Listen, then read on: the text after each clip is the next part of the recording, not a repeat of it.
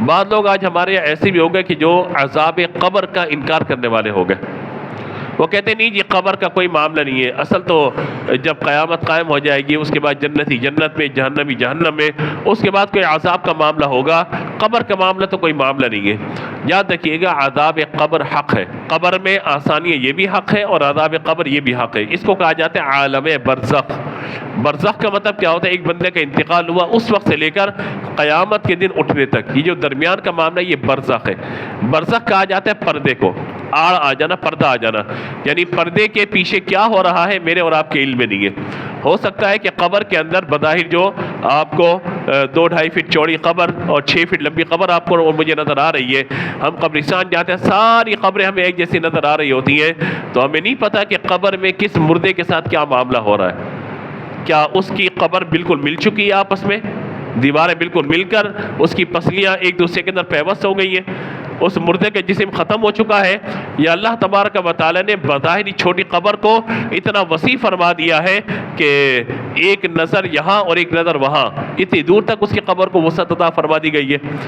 کیا معلوم کہ قبر کے اندر اللہ تعالیٰ کے فرشتوں سے عذاب دے رہے ہیں، یا اللہ تبارک و تعالی کی رحمت اور انوار و تجلیات نے اس قبر اور اس مردے کو گھیرا ہوا ہے.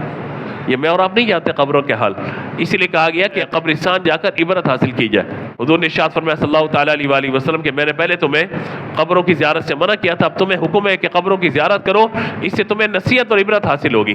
ہمیں نہیں معلوم کہ قبر کے اندر کس مردے کا کیا حال ہے اور اس کی کیا کیفیت ہے.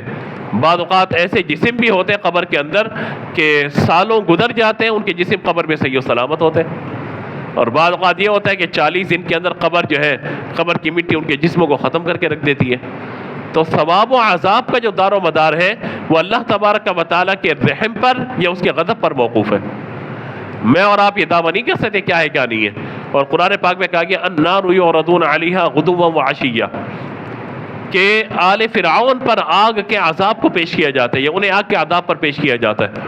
تو عذاب قبر یہ صحیح احادیث سے ثابت ہے، لہذا اس کا انکار نہیں کرنا چاہیے.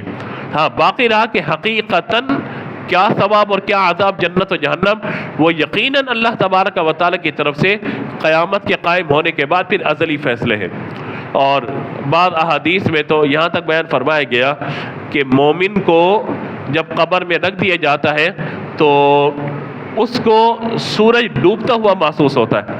یعنی جب بھی مردے کی تدفین ہوگی اس کو قبر میں رکھا جائے گا، ایسا لگے گا کہ سورج غروب ہو گیا، ایک دم سے اندھیرا ہو جائے گا. اور جو ایمان والے ہیں قرآن کا نور ان کے دل کے اندر موجود ہے، جو روزانہ سورہ ملک کی تلاوت کرنے والے، تبارک الذی بیدہ الملک، روزانہ رات میں اس سورت کی تلاوت کرنے والے کو اللہ تبارک و تعالی عذاب قبر سے محفوظ فرمائے گا. قرآن پاک جس کے دل کے اندر، سینے کے اندر موجود ہے، اللہ تبارک و تعالی اس کو عذاب قبر سے محفوظ فرمائے گا. شہید کو، حاجی کو، باعمل حافظ قرآن کو، دین کے عالم کو، تہجد کی پابندی کرنے والے کو، کثرت سے درود پاک پڑھنے والے کو، اللہ کا ذکر ہر لمحے اپنی زبان سے کرنے والے کو، کثرت سے کلمہ طیبہ کا ورد کرنے والے کو اللہ تبارک و تعالی عذاب قبر سے محفوظ رکھے گا.